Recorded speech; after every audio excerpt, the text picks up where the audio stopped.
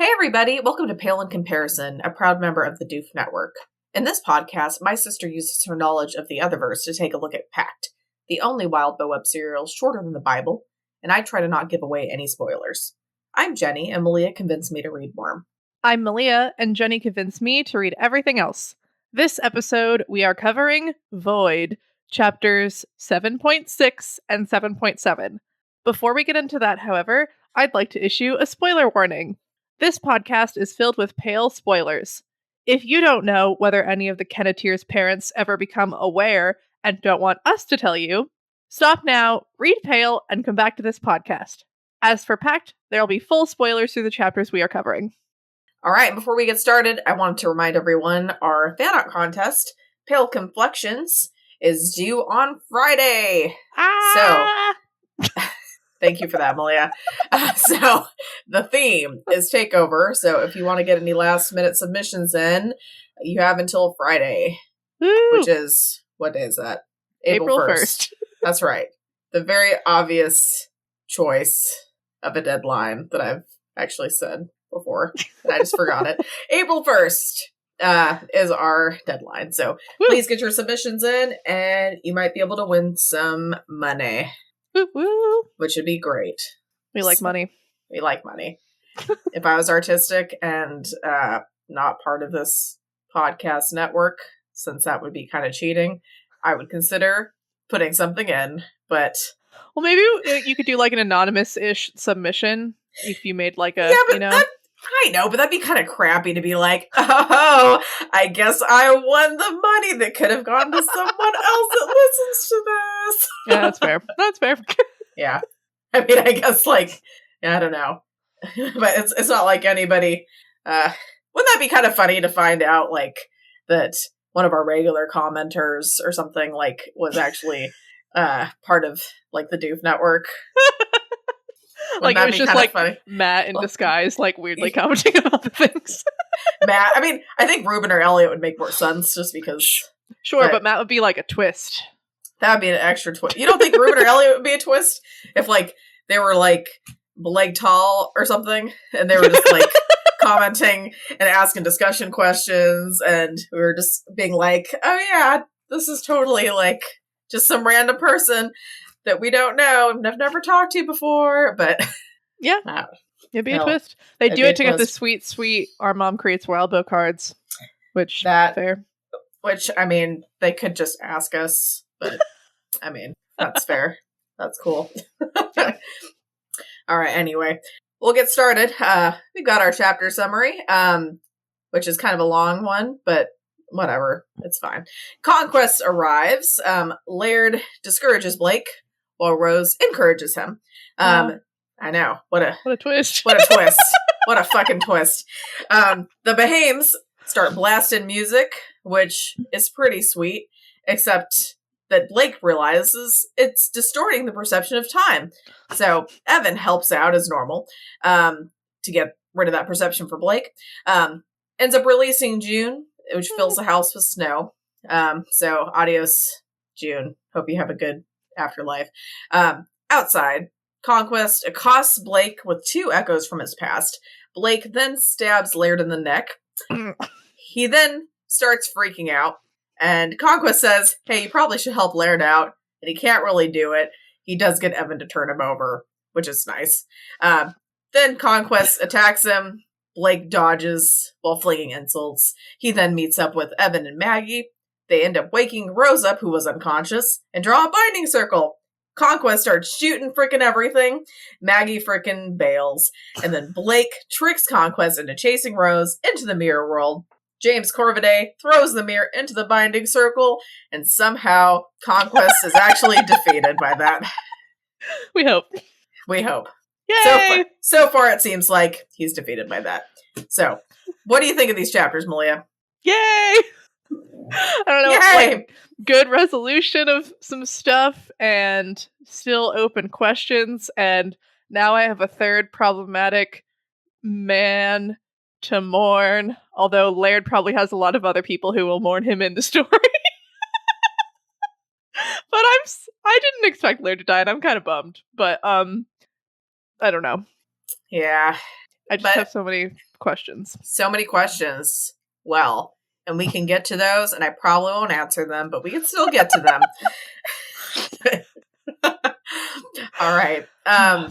So we start out with Conquest is here. Laird tells Blake. That was a mix-up there. Laird tells Blake that he's been making everything worse, while Rose actually encourages him. Yeah, I really enjoy the comedic beat that this chapter starts off with, where Conquest is like, I do believe this will end here, and Blake is like, I'm hoping it won't! Yeah. Which is pretty funny. It was interesting that, even Conquest doesn't say things in absolutes. Sure, he believes this is going to end here, right? That's a true statement. Mm-hmm. And he was right, I guess, but also, if this was a normal evil story, this would be this is the end, blah. Mm-hmm. And that sort of stuck out to me. Maybe it's a sign of Conquest weakness, but also I think being forsworn just sort of fucks you up no matter who you are. Although I still don't understand about lords. Can you forswear a lord? Are they just no, actually, I didn't mean that. This is the interpretation we're all going with, and just move on. I feel like that would have more sway if it was a judge. But I think a lord is not quite as big on.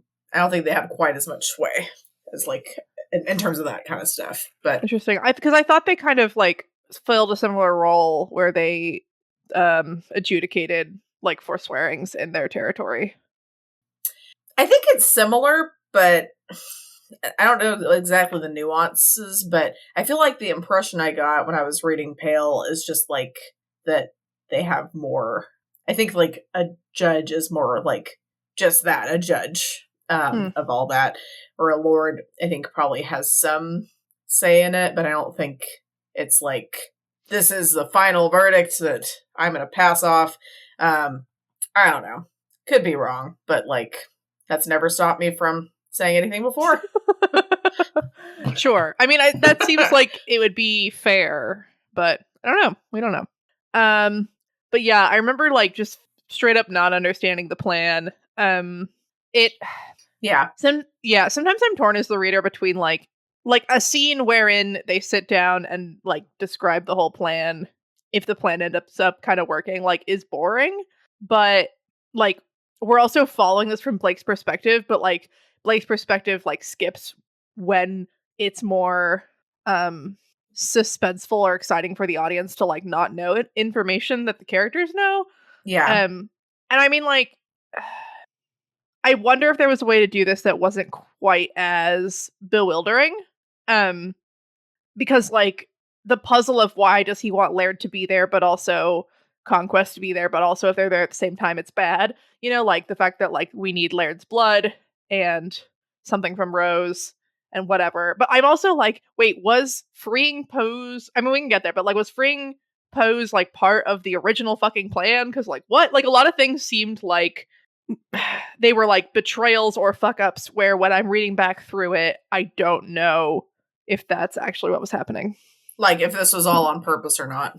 Yeah, I mean, because Maggie running away and doing things was really useful because she was able to do shit with the circle, right? And freeing Pose was really useful, even if I hated it. And just shit like that, right? There were things that in the moment seemed he's Evan was coming back, but to Maggie, and it's I guess that's not a bad to Maggie. It was a to Maggie because that's where you should go, or what? I don't know. It was just weird. And I totally didn't get it. And at the end, when it was I guess he's whatever defeated, I was wait, what? We're in the middle of an arc. What's going on? But I am, excited to move on from Conquest. We'll see what happens. But yeah. So we find out Corvidae didn't do anything to Duncan and his fiance, so that's nice. And that was the nick of time. We also find out that the other side does know that the astrologer and the sisters are fighting because of, I mean, quote unquote Blake, but really Rose and Corvidae. Yeah. And yeah, So we find out some clarifications, which is always, I love that. I really love clarifications. And then we go into the whole like Laird and Blake, the Laird Blake debates, round 7 or whatever the fuck this is. I really just found myself on Blake's side throughout the whole thing, and it's like maybe it's just because I am, reading the whole thing from Blake's perspective. But the only thing I found like potentially convincing was like, Blake, you haven't really made your friends' lives better. Like, I'm not really sure where I stand on the whole Blake awakening his friends, because they did say yes, although I don't know if they had enough information to really consent. And I don't think that Blake really would have made it without them, because I do think they helped him, like, his self a lot. And I mean, like, they heal him. Their blood heals him or whatever.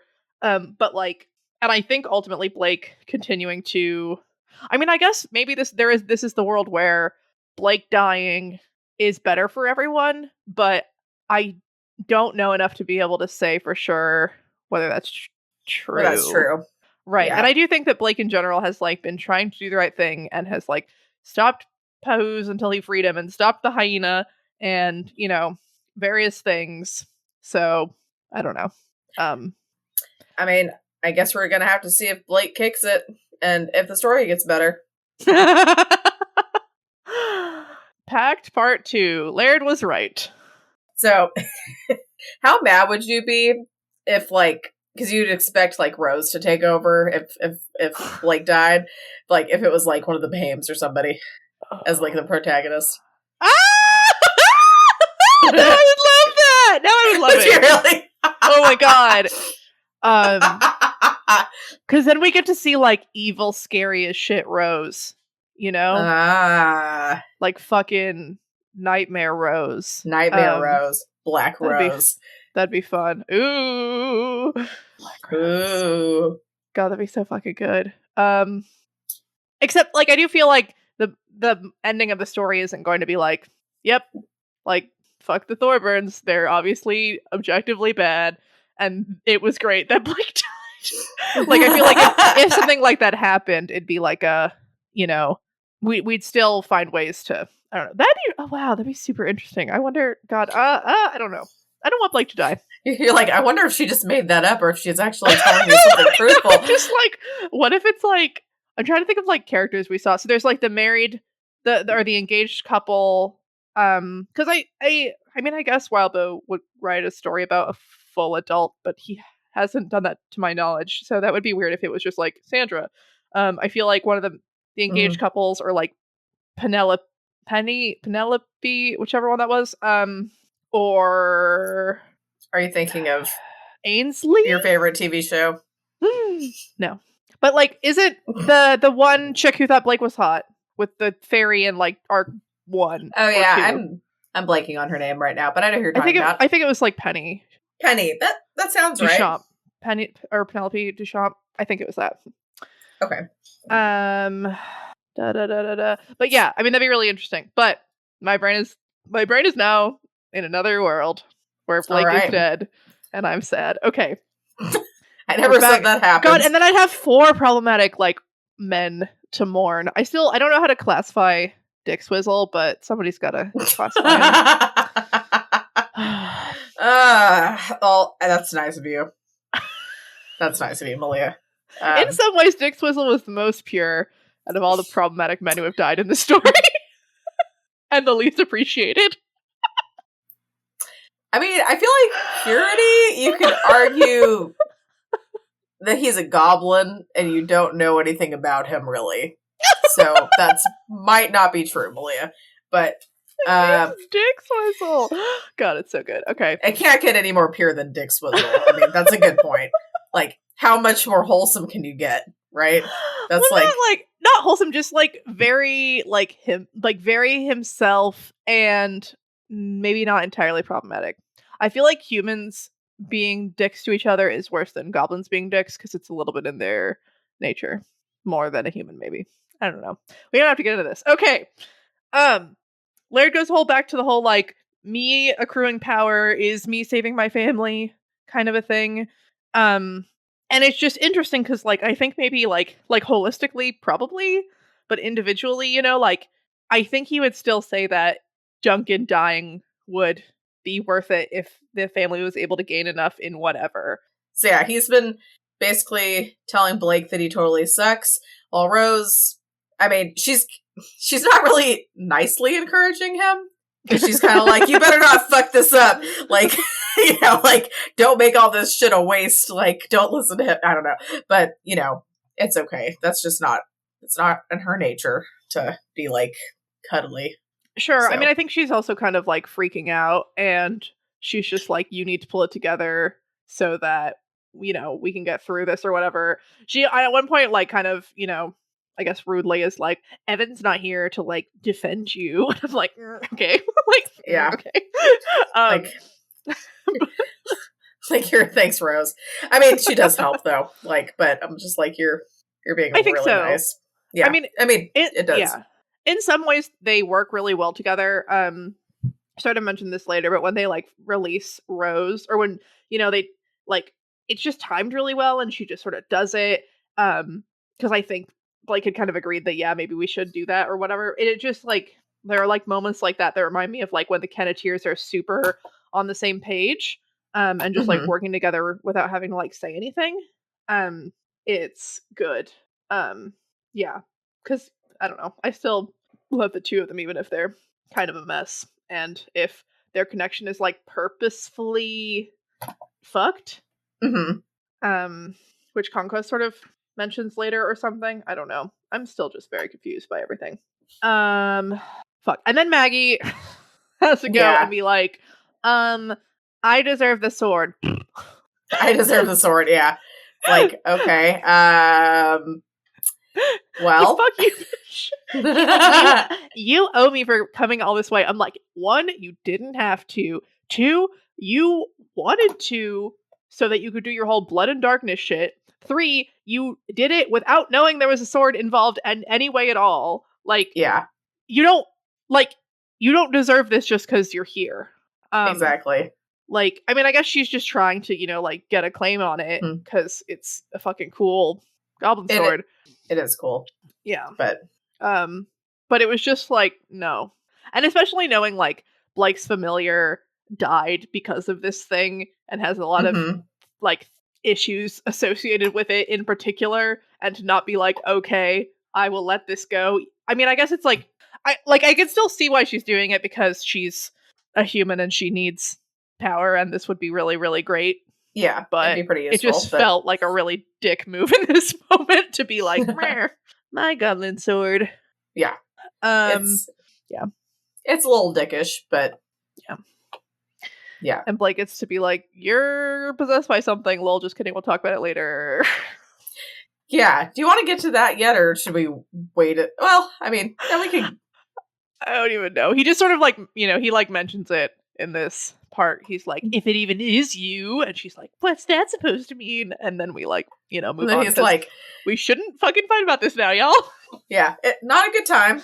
Like, even if it is, like, a weird possessed thing, like, leave her on your side for now.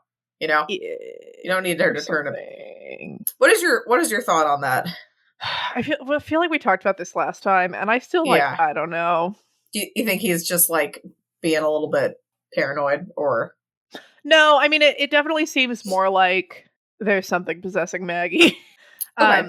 But I'm still not sure if, like, how recent of a change that is, like, if it has to do with her being able to get to Toronto, or what. Like, I'm not sure. Okay. Do you think we'll ever find out? Yes. Okay. I think by the end of Arc 8, we will know what the fuck is in Maggie. I mean, maybe she could just fuck off, and then we'll just, I don't know. By the end of Arc 8. Okay, I like that prediction. End of Arc 8. We're gonna find out what the fuck's up with Maggie. Or at least, like, a little bit. At least a little bit. Okay. Cool. All right. Yeah. Okay. Should I move on to the next part? Sure. Okay, the Behames start blasting some music like it's a freaking block party up in there. And I don't remember if they specified the type of music. Did they say what kind of music? Arabic with TikToks and gear sounds. All right. That's a very specific type of genre right there. And if anyone knows anything that kind of sounds like that, I'd love to hear it. So please leave a comment on Reddit or Discord, because I'd love to hear that. So basically, you're blasting some of this music, some of this real, like, indie hipster shit right there. Blake orders the hyena to destroy the music, because he's like, whatever the Behemoths are doing, that probably should just be destroyed. Conquest tries to shoot Blake, and he fails. Like, he misses every time. And Blake realizes that the music is actually helping him out right now, kind of, because it's slowing the perception of time. Evan ends up helping Blake to fix his perception just in time, basically, because Duncan tries to fuck him up. Then Blake uses June to fill the house with snow. We go outside. The hyena is bleeding out, which we can't really make ourselves feel that bad about. Yeah, it actually was pretty convenient overall. So the music reminded me of, like, I think in I make up arcs in my mind. I think arc 3 or whatever, when he goes to the Behemoths, the words that they were saying when they were doing their big ritual against Blake were in Arabic, I think. And then, like, tick-tocking sounds and gear sounds. It seemed like some weird, like, chronomancy mixtape. Kind of rad. You just said you go back and make up arcs. Like, do you mean you have, like, a specific arc that you always say? I think it was an arc 3 when it wasn't, or, like, what do you mean? I was about to say, like, I feel like it, like, in arc 1, and then I was like, I don't think it was in arc 1. Like, I think I always just say in arc 1, because everything before Toronto is arc 1 in my mind, but there were 2 other arcs before Toronto. So, like, I think Penny was arc 2. That's kind of, I don't know. So that's kind of funny, but, like, for some reason, if I'm, like, and I've had to try to stop, like, doing this, but, like, for the longest time, whenever I'd be telling people, like, stories about when I was a kid or whatever, I'd always say when I was 8. It doesn't matter at, like, there's no way all this stuff could have happened when I was 8, right? like, and I don't know why. 8's just the age. I think everything happened, and I guess the rest of my life just blank. So it just kind of reminded me of that. I'm like, you're doing the same thing with arcs, which is probably better than doing it with your actual life, like me. But it probably doesn't matter quite as much in terms of, like, citing to things in your life as it does when I'm trying to, like, cite to specific I guess that's true. in the story. But I'm just like, yep, I haven't had a magician party. Do you remember that? I had a magician party. A little bit, yeah. I don't think I was 8, but I think I was 8. I don't know. Like, it might have been. I might have been 8. I had a magician at a party. It was pretty sweet. So, and he tried to cut, like, he asked for a volunteer, and my best friend, at the time, Corinne, she, like, volunteered, and he said he was going to saw her in half as, like, that trick, and she got so scared, she, like, ran screaming all the way across the yard and, like, hid in the back, and so sad. And then I stepped up and got sawed in half, and, I mean, I'm still here. Still alive. I'm still alive. I just remember that, like, poor Corinne, she was traumatized really for sad. life. I've never heard her talk about seeing a magician since, so, I mean, it's never come up, but maybe that's for a reason. I don't know. I'll have to ask her about that someday. Haven't talked to her in a long time. Anyway, that was apparently when I was 8, like everything else in my life, so, yeah. All right. Good to share that with the world. Now we're going to move back on to, so yeah, we talked about the music. It's like weird chronomancy shit. You said Arabic and TikToks, which at first I thought you meant TikTok, like the app thing. No. And then I realized, no, you're actually talking about TikToks. That Ticking and talking. Ticking and talking. The actual, like, original term, what it's supposed to be. I wonder how much this sounds like if there's a version of TikTok by Kesha in Arabic. Oh, that'd be awesome. That would be great. What if that was it, Malia? I'm gonna Google that. TikTok. Thank you for that. Thank you, Malia. Such a good song. TikTok Arabic song. It just They're says probably all- the ones on yeah. TikTok. Right. Put Kesha. Kesha. Nothing's coming up so far, so I don't think that's come up, which is a bummer. But it does make sense. All right. You note that Maggie kicking Duncan in the head was satisfying, and well, he's like, you either shoot me or you don't shoot me. Like, a gun has only 2 options, and Maggie's like, here's the third, and just like kicks him in the face. And it was like, yeah, I love this. I mean, like, violence is bad and stuff, but something about that was very satisfying. Sometimes it's satisfying, you know? Yeah.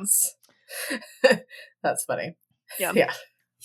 And just Duncan. Fuck Duncan. But yeah, so then Rose does her whole, like, summoning, or getting the hyena to do the thing.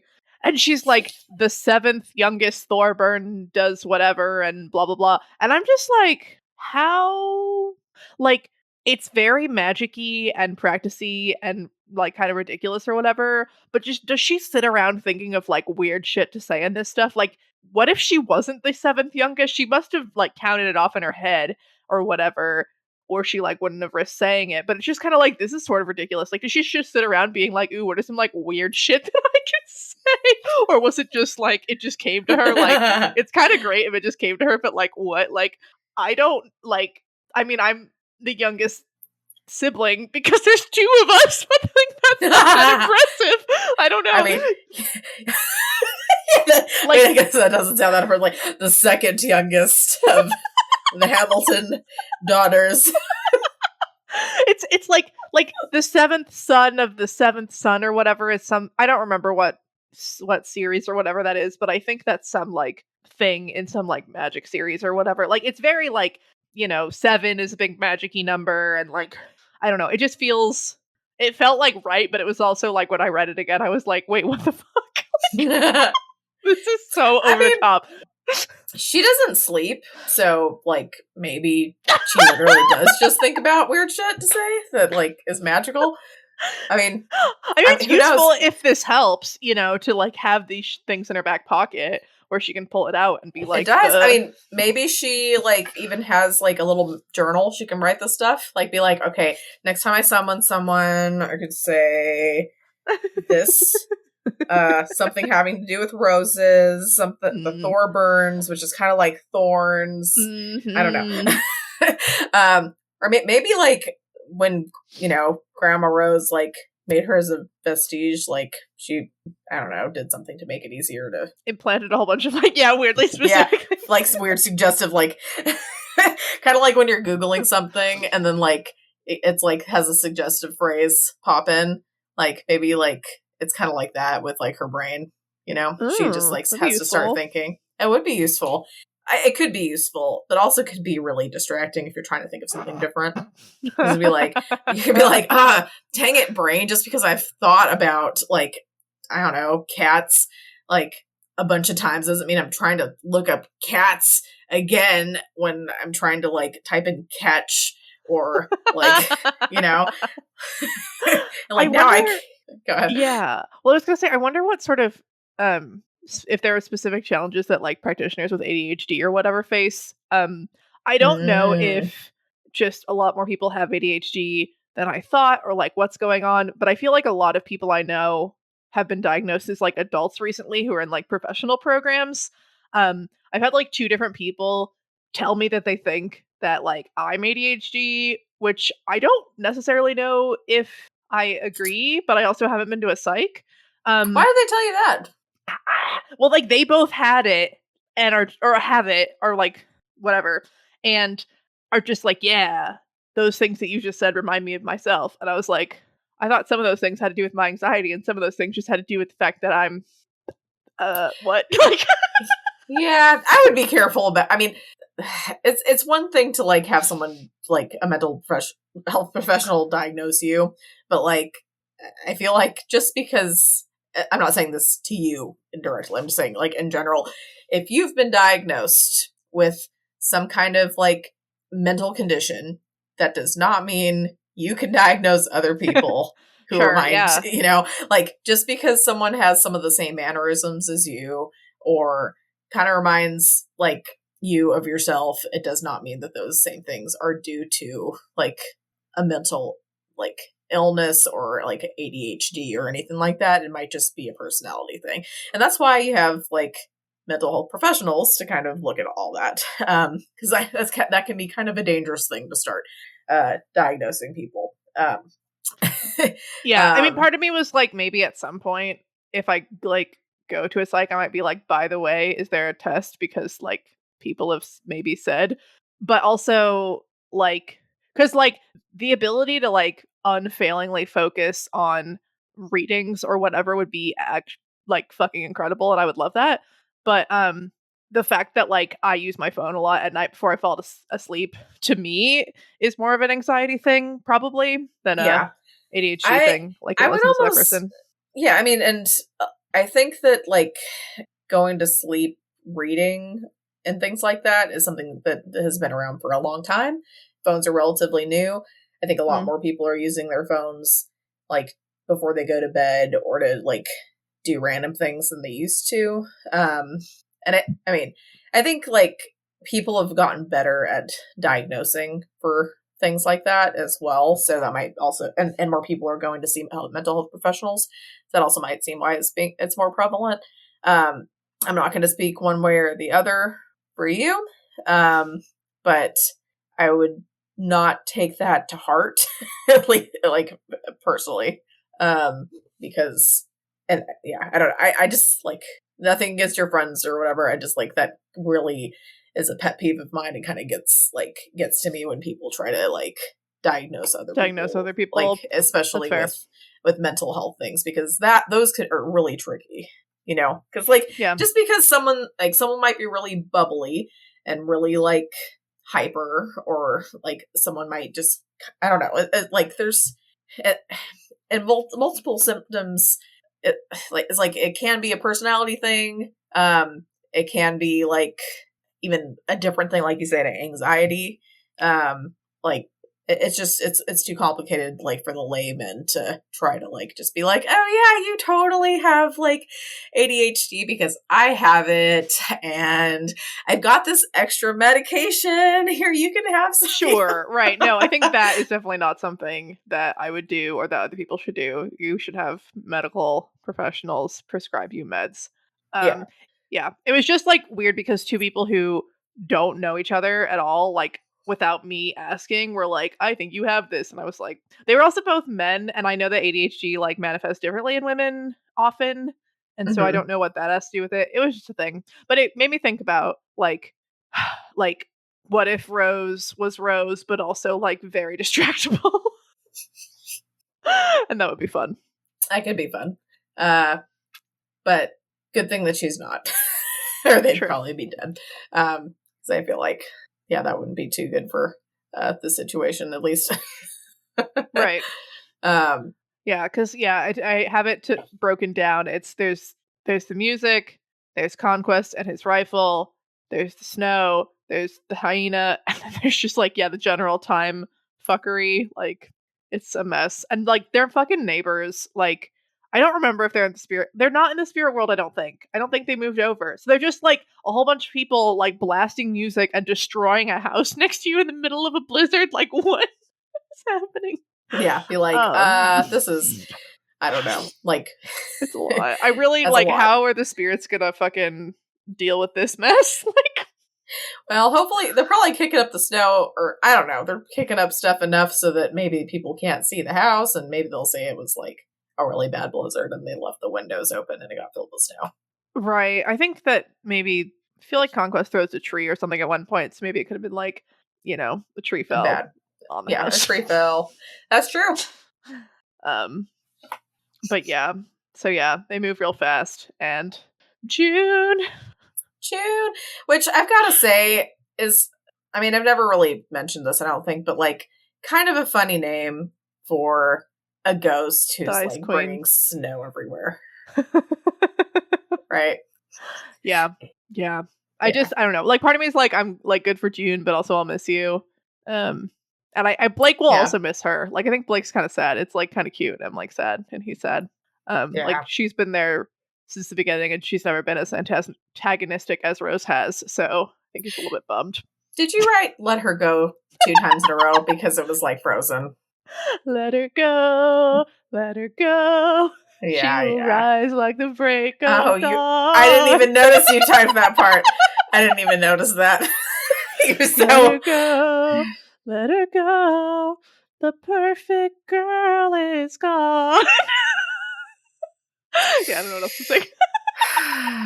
I mean, it says thank it you for all, giving me Malia. that perfect opportunity. You're so welcome. I'm sure everyone appreciates that. That's hilarious. I didn't even notice you wrote that last part, and I should have, but yeah, that was a perfect opportunity. Oh, man. Kind of randomly, I just kind of curious, like, are you still doing voice lessons? Because I know you told me a long time ago you were. Mm-hmm. How's it going? Good. There's lots of things with like, well, first there's lots of things like the way you stand and like the different muscles in like your legs and like your core that you're supposed to be using, and you're supposed to breathe like out, not like up. Because like my abdominal. Yeah, because like if I'm like breathing and I go up, kind of it like will mess me up. It won't be able to be as grounded for like the high notes or something. And there's lots of talk about like my mouth and like creating space and like putting my tongue in certain places. And I mean it's like really like helping, I think. Not that necessarily was a good example of my super amazing singing voice. But it's been really fun. Cool. That's awesome. That sounds fun. That's not something I would have thought about even trying to do, but it sounds like it's kind of fun. So yeah, awesome. Do you guys like sing together? It's more like we spend the first like 2/3 or so of the lesson doing different warm-ups. And she's on the piano and she'll play like a little like dee dee dee dee dee dee dee dee or something, and like and you have to like then I'll do it along with the piano because it'll go higher and higher and higher or whatever until I die. Every once in a while she's like, hey, last one, and then she goes like 3 more and I'm like you lied. It's like like it's a lot. That's funny. Yeah, and then we pick songs that we work on. Like right now I'm working on a Samuel Barber song. So they're like I sort of said like I guess my goal would be to be able to sing the aria from the Magic Flute. So the Queen of the Night aria. The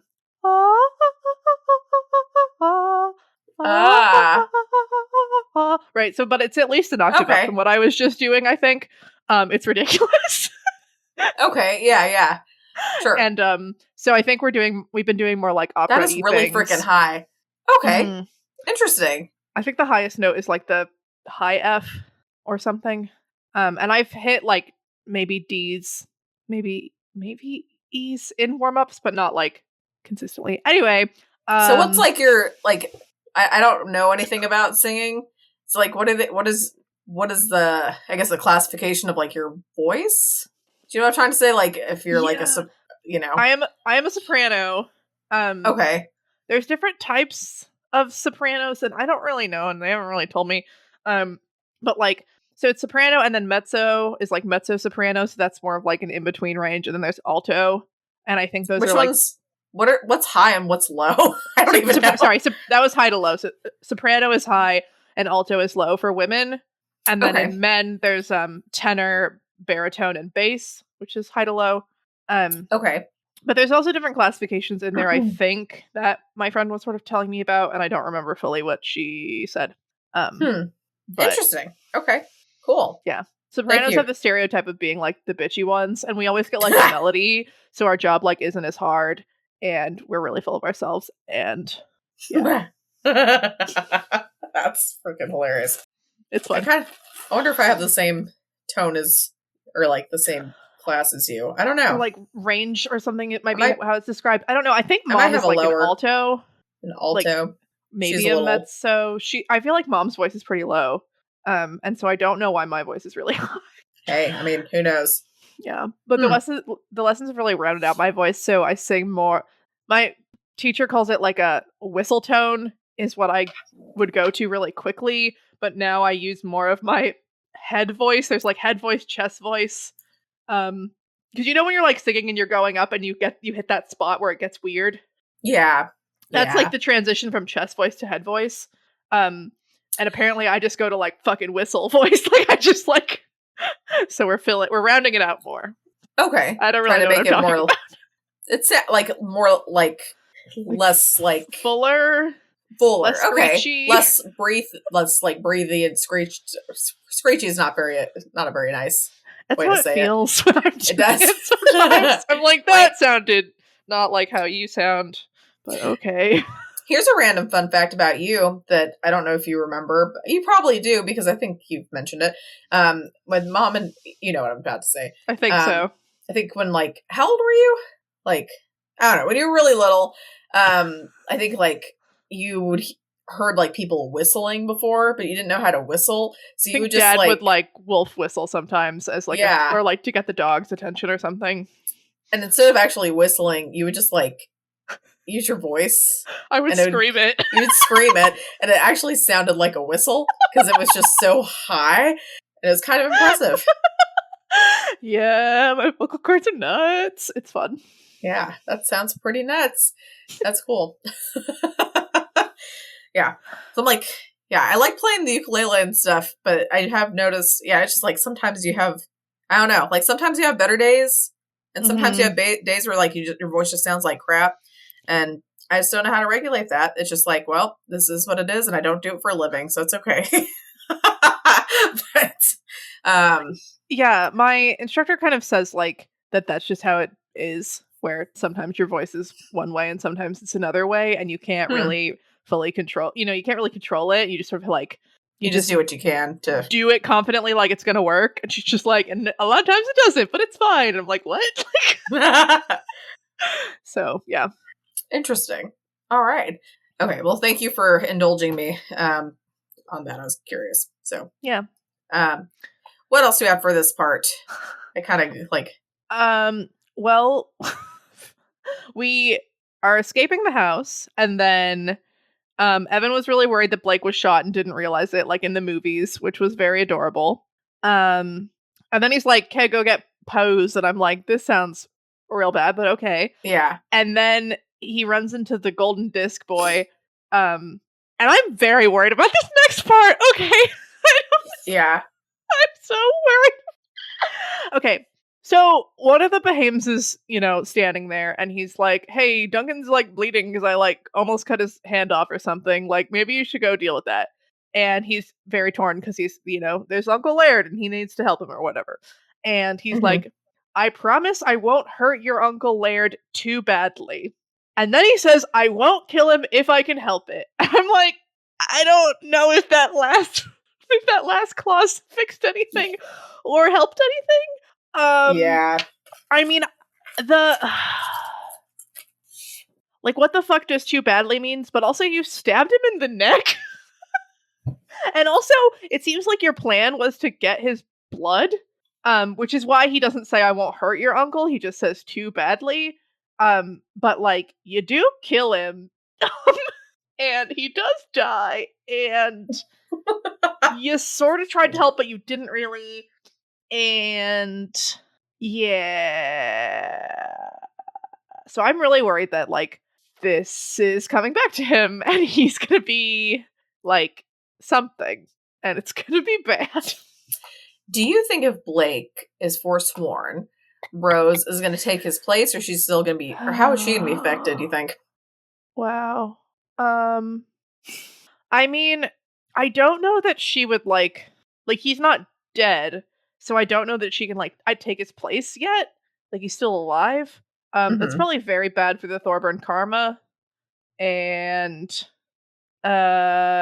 she also said that weird thing about how she hasn't actually really been doing much magic or anything. It's been other people, which was like kind of true, I guess, but also I don't really get it.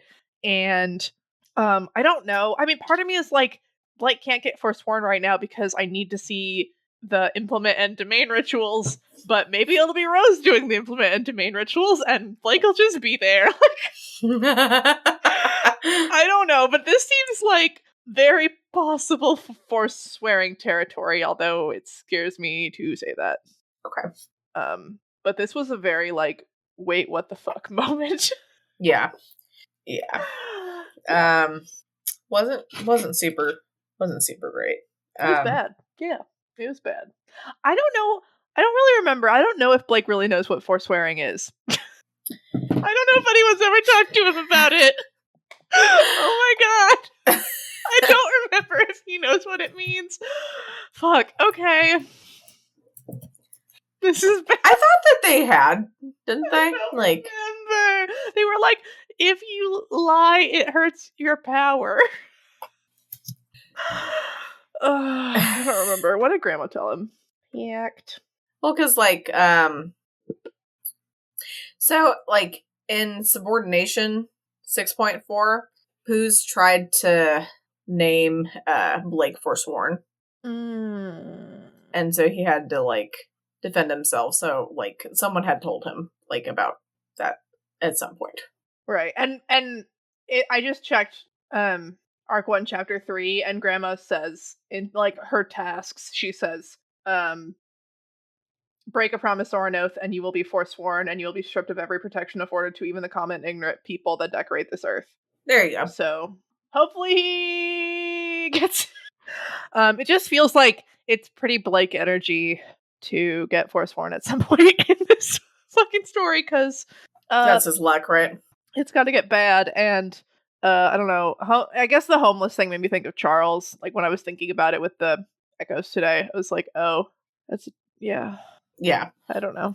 Well, we'll find out. Yeah. So then Conquest walks outside, and Blake's like, so we're not fighting? And Conquest is like, I'm too good to fight you, lol. And, like, the fact that it's conquest and not, like, war or violence or something has, like, super saved Blake's ass, like, so many times. Because, like, violence or maybe war or whatever would just fucking shoot Blake in the face right now, you know? But, like, conquest has to be all, like, dominate-y. Yeah. God. But yeah, we can get to the fun part. The fun part. All right, next part. So Laird and Conquest meet with Blake outside. Conquest ends up attacking Blake with 2 terrible echoes from his past, and then Blake straight up stabs Laird in the neck, which does seem kind of problematic to his promises, but we'll see. Yeah, so I really appreciate how Wildbow deals with this. Yeah. I feel like we get a good sense of Blake's trauma. I mean, I'm assuming this is, like, basically our confirmation that Blake has been raped. The confirmation that, you know, he's been shot. Like, it was like, what? And he manages to convey a lot of the trauma by not showing it to us, which is really, I appreciate a lot. Yeah. I didn't want to read a rape scene or whatever, and I'm glad that we don't have to. Mm-hmm. But it's still really effective, right? Yeah. And it's like a lot of authors wouldn't have done this or wouldn't have been able to do this in this way. Mm-hmm. Because #trauma porn or whatever. And I was really grateful. Yes. Yes. Yeah. Because part of it, right? He's like, the first one, he's like, oh, this isn't even the worst one or the second worst one, right? Like, this isn't the one I got shot during. And it's so horrifying that you're like, this isn't the worst, you know, like, this isn't the holy bad fuck. One? Yeah. Right. Or even there's things between this and the rape one, you know, like there were worse things in this experience that weren't like the really, really ultimately bad one. Like, it's so awful. And Evan is here, and it's so sad and, like, so good, but so awful. And I feel really bad for both of them, obviously. But I'm glad that Blake has someone with him, I guess. Yeah. Yeah. So then Blake's trying to get away from the second one where he knows what it is, you know, and he can outpace it. And Laird grabs him and holds him Mm-hmm. and makes him relive this, right? Mm-hmm. Because I had kind of forgotten that Laird had like forced this on Blake, and Mm-hmm. so the second time I was like, oh, of course he stabbed you in the throat. Like, yeah. Yeah. Yeah. Like, well, I mean, yeah, maybe he can argue that, he couldn't help it. Right. Part of me is like, maybe can be an instinct argument that gets him out of the whole whatever, but he didn't say like willingly hurt him. He just said hurt him, so probably not. But I don't know what Laird means when he says this is for the best. And I don't know what Conquest means later when he's like, there's deals that can't happen if Laird's not alive. I don't know what's happening, but it sounds bad. Like, it's probably bad. I don't know. It's probably bad, but, well, probably deals that can't happen if Conquest is bound, I guess, in that sense, too, so. People should just talk to each other. Anyway, I also, going back to the second echo, I really appreciate how Evan gets him through this. He's, throwing out things, being like, what can we do? How can we, deal with this problem or whatever? And like pretend it's a video and skip to the end. And he's like, oh, like with June, you could kind of like, affect that, which was so great. And then, I guess Alexis knew Blake during this time. And I'm wondering like how they met and like when this was in their friendship and just sort of like whatever. Cause I don't know. I just was kind of like, oh, I was surprised, I guess, by the fact that she was in his life at this point. But yeah. So and then he stabs him with the splinter, which is very exciting. But also like, have you just been carrying this around? What the fuck is going on? Where did that come from? Where did you pull that from? What is happening? It was great. It's pretty special. Yeah. I mean, I don't know. I guess he thought it'd be important sometime, and I guess it was. It's not exactly how he thought.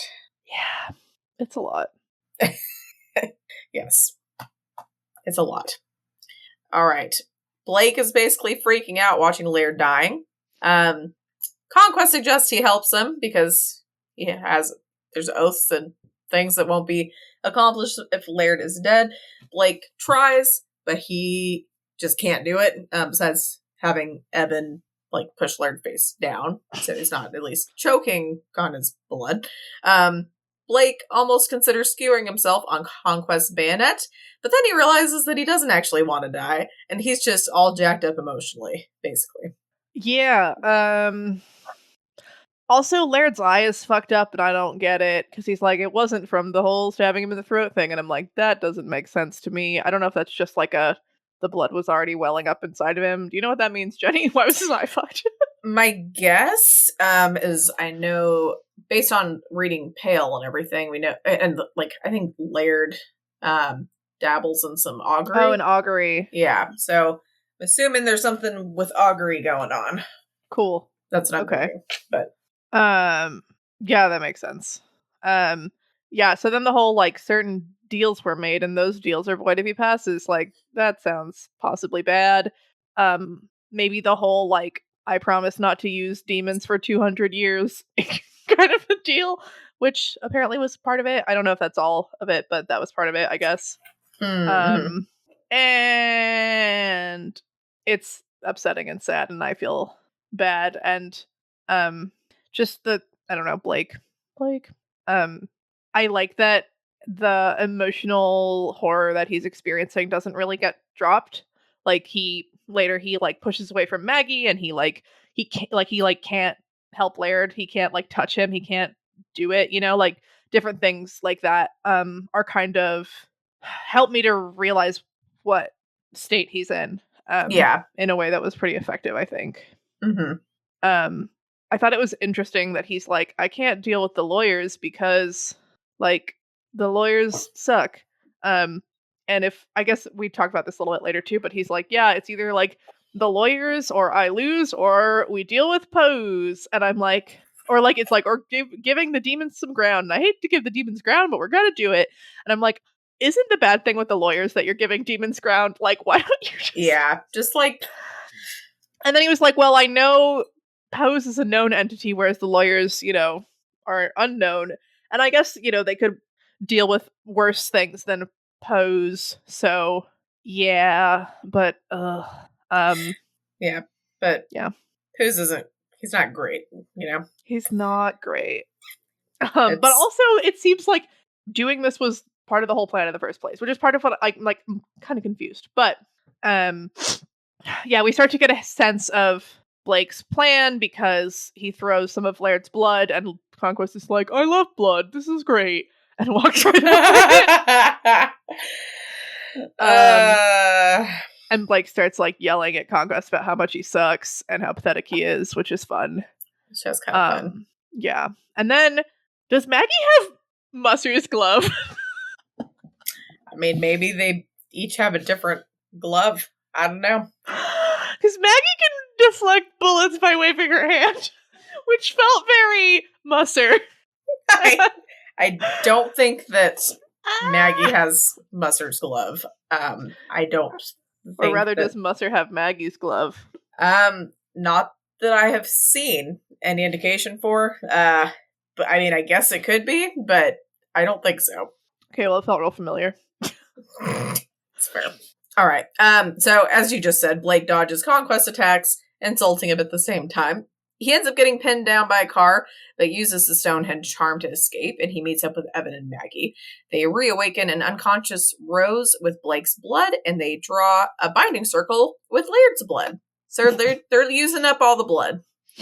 They're using all the blood. Yes.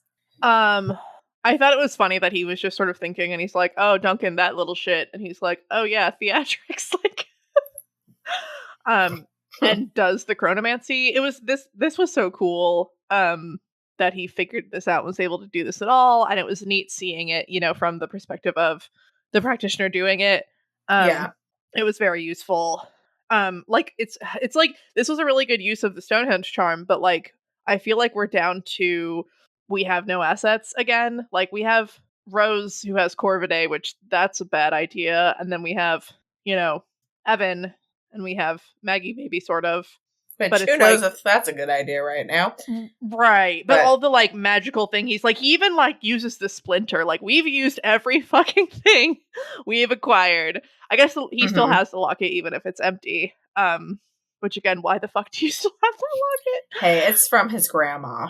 Who he loved very much. He loved so much.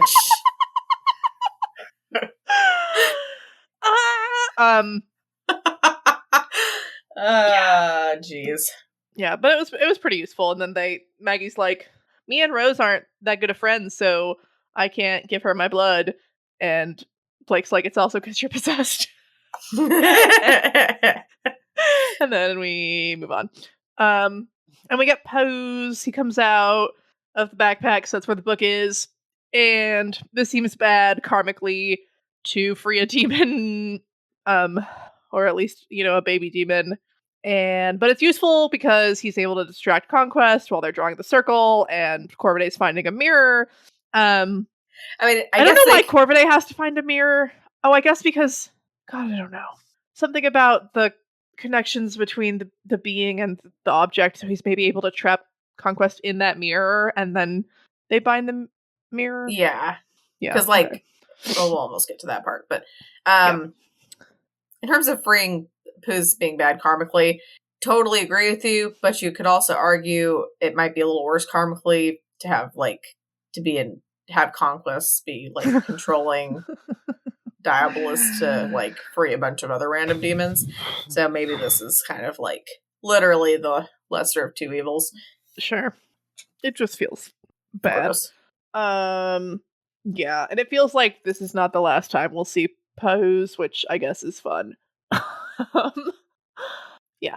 Yes. Oh, and then he shoots Evan, and that was upsetting, even though we know Evan will live in his I mean, it's the next part, form. kind of, that I just... But that's cool. I mean, it's really the same. It's it doesn't really matter, just when I wrote shit. But yes, that does suck, even though he's going to be fine. So, as we were saying, Conquest gets to the end of his rope and starts shooting everywhere, and he hits Evan because he fucking sucks. Maggie ends up bailing, which is kind of understandable, but also super lame. Blake ends up tricking Kong. Necessary. Yeah, anyway. Necessary, but it, like when you're reading it, I feel like it's like, well, that sucks, but it works out. Blake tricks Conquest to chase after Rose into the spirit world, or into the mirror world, I should say. Corvidae throws the mirror that he chases her into the binding circle, which successfully binds and defeats Conquest. Woo! Yeah, so this part was confusing. So Rose hasn't used magic. I didn't remember her promising not to, but I guess she did at some point. And so they're fighting, which is normal. And I mean, it seems like this has to be part of the plan, right? Just like Maggie running off kind of has to be part of the plan, or at least like, somebody needs to make this circle is part of the plan. Evan going to help Maggie, we need to make the circle. Corvidae's looking for the mirror. Like it doesn't seem, I mean, I guess that's why Blake isn't like, and I was so hurt that she did that. It's just like, fucking Maggie's gone. Like, she cut our connection so that Conquest wouldn't notice her. Like it felt, I don't know, interesting on the second read through, because it was just like, yeah, good thing Maggie's gone. Like, I don't know. Yeah. And then Pose is like, what if I kill you right now? And Blake's like, I will end you. And Pose is like, fuck, okay, bye. And I'm like, I'm really glad that Blake is scary or something. It's like, Blake basically, like, bluffs his way out of that. Blake had nothing. He had nothing. Pose is like, well, Rose is scary enough that, like, I don't want to risk that Blake can do the same thing, so I'm just going to leave. And Blake's like, oh, thank fucking goodness. But yeah, so, like, Conquest goes into the mirror, the glass, like, pendant thing. Rose breaks all the other possible mirrors around, except for that one that Corvidae brings in. And then he throws that one to the binding circle, which traps Conquest into there. Yep. All right. I feel like I get it. Okay. Sweet. But yeah, so it's Laird's blood, who was a free man that Blake had captured and Conquest had freed. Rose's hair, a freed woman that Conquest had captured and Blake had freed. And then the pages of a bound other who had been freed by the same dude. And so this is triply binding, and huzzah. So it just seems like, based on this, like, they had to have freed Pose or something. You could maybe argue if they had the axe still, like that June was in, maybe. And I don't know a great way to, or maybe the hyena, like. I don't think they were going to free the hyena, because Evan wouldn't have loved that, and I don't know what they would have had from him to free or to put in the circle. I guess they could have put like the wire or whatever of June's hatchet. Yeah, but yeah, which would have been better. But happens. I guess. I mean, it worked. It worked out. We think it seems to have worked. It seems like it worked. Yeah, we'll find out. Yeah, so now they're all just like lying in the snow, and all the Behames are still there, and it's gonna be great. Yeah. Yeah. Okay. All right. So trying to think what a good pale in comparison section is to try to do. Let's think. Just like something where they bound something in a complicated way or something, but I can't think of what they've bound necessarily. I mean, they did a binding of like what's his face, one of the judges, like, bound like Edith, which is not quite the same. It's a bit different. Right. I'm trying to remember like what happened when they caught like Bridge or whatever. Because I mean, the Cannoneers I think like to do the positive bindings, but I'm having a hard time thinking of some of the details. Let me see if I can find a summary of that. Let's see if I can. Sorry, I'm kind of like looking down in here. So this is the part where like he ended up taking control of Melissa, I think. And, Bridge, yeah. Yeah, Bridge. I'm trying to remember exactly how they did that. Let's see. I'm scrolling down. I think like okay, so it's like the Bridge went from Melissa to this random babysitter person. And then I think there was like a fake Verona.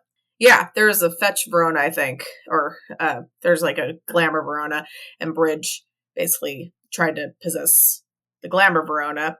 And she dissolved into dust, and then Bridge, like, just as the parasite, like, hit the ground, and they end up, like, being able to get him in that way. So that was a lot of trickery. They had to chase him around, and he, like, went and tried to possess a couple different people, and then they tricked him. That was a really good one. Mm-hmm. Yeah, that was a good one. Yeah, they tried to... I don't remember how they got Sig. I feel like Sig, at some point, they caught him in a jar or something weird. And then they tried to get Mariska, which was fun. Mm-hmm. So they've tried a few different types of binding before. Mm-hmm. And yeah, they've obviously could try to compare like him stabbing Laird in the neck, possibly with like some of the Milo. What was that? I was thinking Milo. That could be one. Yep. What were you thinking? I was thinking more like the BHI, like headmasters. Just in terms of like being involved with that stuff, at least. But yeah, Milo is the most recent one for sure. That makes sense. Yeah, I mean, the thing about Milo is that was very intentional. Like, yeah, they got to the point where, Lucy makes a decision. Whereas, like, Lucy's just there for Alexander. And I think Verona was trying to give Bristow an out a whole bunch of times. And she didn't realize it was going to be as bad as it was. Right.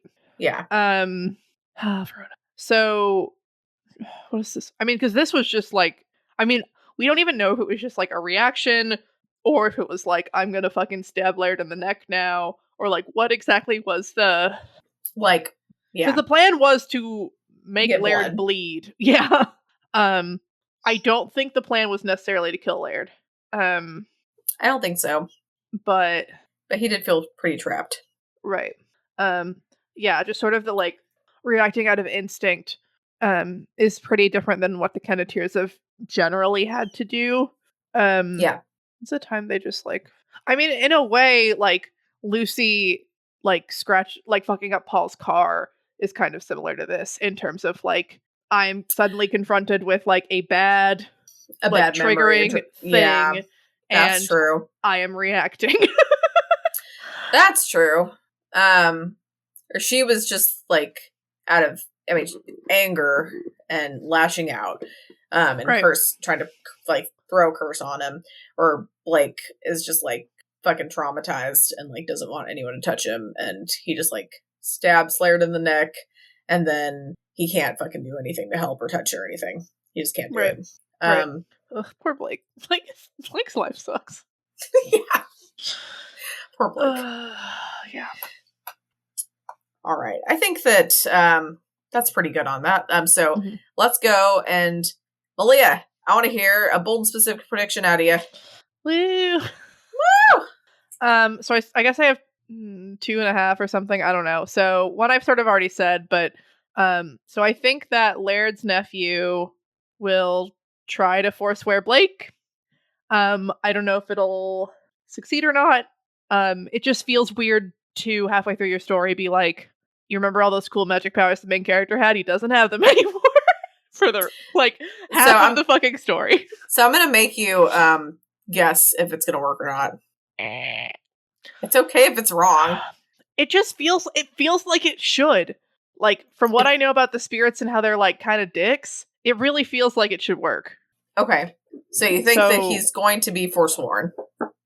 Okay, wait. Unless so it still seems like lords have something to do with forswearing shit in their territories, and right now the Lord has been defeated. I'm not, and so this plays in, I guess, to my other...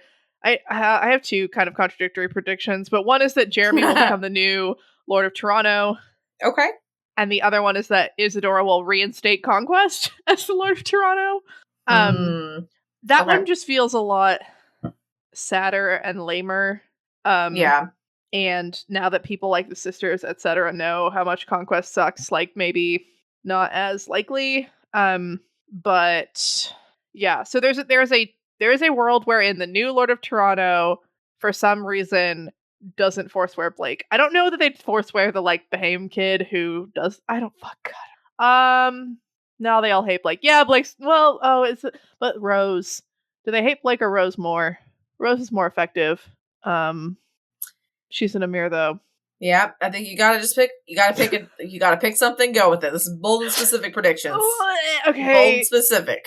Okay, it will work. Okay, he's gonna be forsworn. This is horrifying. He's gonna be forsworn, and then either Jeremy will become the new Lord of Toronto, or Conquest will be brought back by Isadora. Are those your predictions? Yeah. All right. And if Blake leaves the story, which I don't want to happen, Penny will be the new protagonist. But then what happens to Evan? Evan can't leave. I don't know. Anyway. All right. I like all these. And hopefully they're getting put in the flow sheet. Slowly. Oh, Malia. Malia. Okay. Yeah. These gotta be updated in there. Okay. We're going to talk about our previous discussion question for last week, which is, what is a collection you have, and what do you think it says about you? We'll start with Ace of Swords. They actually have a lot of collections, so I'm just going to read out. We've got the coin collection, dice collection, deck of cards collection, puzzle collection, and then two that actually are kind of Pale-esque.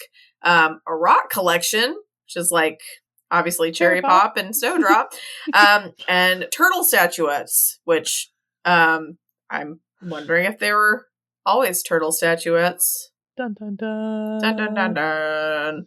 They're also probably gold and green and purple. Yeah, you gotta check your room. Check around and see what they look like. Yeah. Don't be slapping people. All right. Ripper 1337 collects coins passively. They think that as a practitioner, coins represent bartering. So it would say something about their exchanging money and gifts with people and others. They'd probably sit on the sidelines and wouldn't get involved with big events. And they'd be the contract writer as a practitioner, which is fun. Yeah, I think that's an interesting, because it's a passively collecting coins. So the aspect of passivity and the aspect of money economics. That's kind of fun. It's a very fun interpretation. Yes. And then last but not least, Beleg Tall, which who knows? I said earlier it could be one of the Doof members.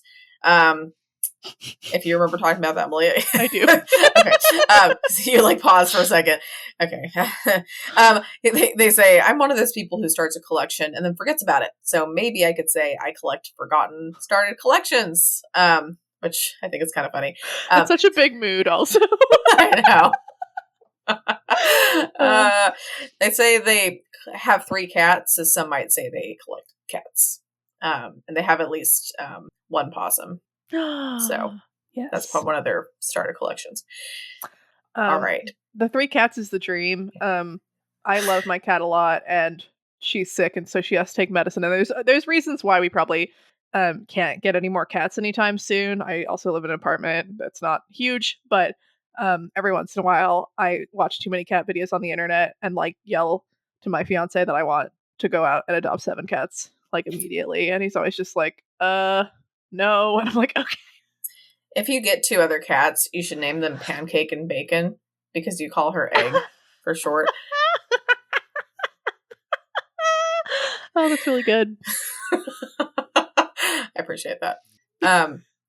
Okay, so we're at a new discussion question section, which I don't know if you have them, Malia, but I was going to say, instead of doing a discussion question, make something for our art contest and put in an entry for pale complexions. I think it's a good opportunity. If there's any of you out there who are well, I would do some really cool, awesome artwork, but I have to put my brain power into this really great discussion question that they come up with. Well, don't worry, because we're giving you a break. You don't. Now you don't have to think about it. Put your brain power into the art contest. And again, entries are due April 1st, and the subject or the topic at hand is takeover. Woo! Woo! All Wildbow related web serial fan work, or I guess short story fan work. Any kind if of you fan work. Just draw multiple pictures of Wildbow himself. That would be creepy. You could, but we will accept it. We'll accept it. You know, we didn't specify that you couldn't. We didn't say you couldn't do that. So go ahead. You can just put a picture of what you think he looks like, and hopefully it's really cool looking and not like a goblin, because that's kind of he's like that. If you said that he looked like a goblin, maybe he would like it from a artistic standpoint. Yeah, I guess so. It's not what I would pick for myself, but then again, that's me, you know? So, yeah, sure. If you want to draw Wildbow as a goblin or as, I don't know, I can't think of anything else, but as literally anything else. A super villain. Like a high fall fairy. Oh, yeah, a super villain. Yeah, could do that. Could do some kind of I don't know, bio abomination, you know, from Twig, because, you know, without any spoilers, we can kind of assume that we know that that's where that would go from that universe, right? Yeah, anything you want, go for it. Or just do something from the stories, you know, that works too. You could make a... That's allowed. That's allowed. We've said now, I think someone's asked if you could make songs. You can make a song about Wildbow. Make a song about how you appreciate everything he's done for your life. He's taken over your life. He's taken over. I mean, to be fair, your Tuesday and Saturday nights. I mean, we're not really people to talk since we're making a fucking podcast. Okay.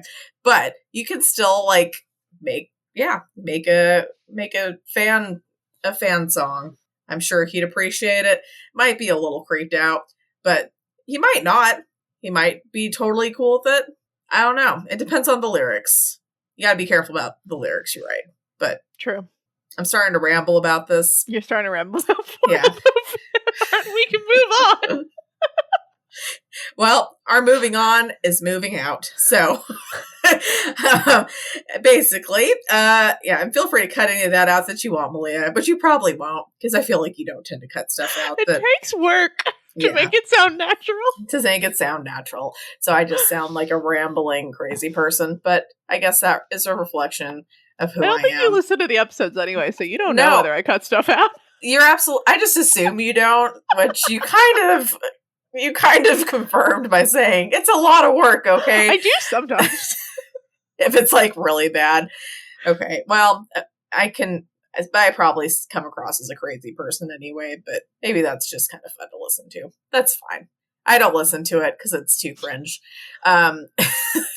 Anyway, thanks for listening to this episode. If you enjoyed this episode, which I really hope you did, and you'd like to help support the podcast, please subscribe, share it with your friends, and leave a rating and review. To support our podcast, go to patreon.com/doofmedia. If you'd like to support Wildbow as he continues to write fantastic stories, go to patreon.com/Wildbow and feel free to write a song and enter it into the fan art contest. Woo! You can follow the pod on Twitter @PaleComparison, or send us an email at paleincomparisonpod@gmail.com. Keep an eye out for our Reddit thread in r/parahumans, where you can answer our discussion question and share your thoughts on this episode. / where you can tell everyone about the cool fan art that you're doing this week and share your thoughts on this episode. In addition, if you'd like to see all of my predictions laid out, check out our episode description for a link to a prediction tracker. Next episode, we will be covering chapters 7.8 and 7.9. Yay! Yay! It's kind of random, Malia, but I was talking to Vitalis earlier today, just saying I'm going to record and stuff like that. And he basically was like, man, you and Malia are super fans. You guys are must have a crazy just obsession over this author because you're doing a podcast. I was like, I wouldn't say that. We're just doing a podcast. And he was like, no, it's next level, almost stalker And I'm like, no, we're not. But yeah, so that's what my husband thinks, which is great. He needs to read the story and then he can talk. Yeah. I mean, which he won't, because the more I tell him he should, the more he, like, just isn't going to do it, because that's, just his nature. And he doesn't like fiction, or he says he doesn't like fiction, which basically just means he doesn't like the fiction that, I don't know, I try to get him to read, but it's fine. I mean, he liked The Lord of the Rings, right? When you got him to watch it? He did. Yeah, he likes that, which I'm like, see? He likes fiction, done. I mean, he freaking learned English watching SpongeBob, which that's pretty fictional. Like, you can't get much more fictional than, like, a sponge, talking sea sponge living in a pineapple, and a squirrel from Texas that lives in a fishbowl filled with air, basically. Like, that somehow doesn't float to the surface. Yeah. Anyway, that can't really. And then a freaking crab who has, like, was it a whale? Is it a whale? Yeah, she's a whale. She's a whale, like a whale daughter. How does that work? I'm not gonna think about that, but maybe adopted. Yeah, they don't talk about it. But, like, that's about as fictional as you can get. And this is a man who decided to become a marine biologist. Okay? So, just, just come to the conclusions that you might. So, yeah, Anyway, our fun fact for this episode, hippos naturally produce and secrete red sunscreen. And that's how they don't get sunburned, apparently. It's kind of cool. It's pretty cool. I've been getting a whole bunch of, like, bridal article suggestions on Facebook. And there was one where it was like, what not to do with your skin, blah, and I was like, what? Like, before your wedding or something. And so then I got a whole bunch of advice on skincare, and basically, like, the thing apparently that you're supposed to do is you should be wearing sunscreen all the time. It doesn't matter what your skin is like, you should put sunscreen on it, like, especially your face every day, apparently. So I have heard that. I'm not that great about it, although to be fair, I do work inside for it doesn't matter. Hours. It doesn't matter, apparently. It doesn't matter. Those fluorescent lights are they'll get you. We'll get you somehow. All right. Well, yeah, I'll try to be better about that then. Thank you, Malia. So there you go, everybody. Malia, along with a fun fact, Malia added some skincare, and she's going to be doing that every episode. No, I'm just kidding, Malia. Reach out to me for weird bridal shit. Fat. Yeah, that probably is just things to try to get me to spend more money. But all seriously, though, sunscreen is actually really good to be putting on every day, and they have sunscreen and moisturizers that you can wear. Right, that's I think the way to do it. Right, because you're not just like caking a bunch of like sunscreen on your face and feeling kind of like, what the fuck am I doing? You're like, okay, this is sunscreen, but it's also like, moisturizer, which is good for your skin. So good. Yeah. All right. Well, thank you for listening to this rant and rambling filled episode, which probably isn't very different to normal, but I feel like it's worse today for some reason. And it might be because I just ate a bunch of crunchy snacks and a shave ice right before I started recording, and carb high, maybe? I don't know. Maybe. Well, hope you enjoyed this anyway, and we'll see you next week. Yay, bye! Bye!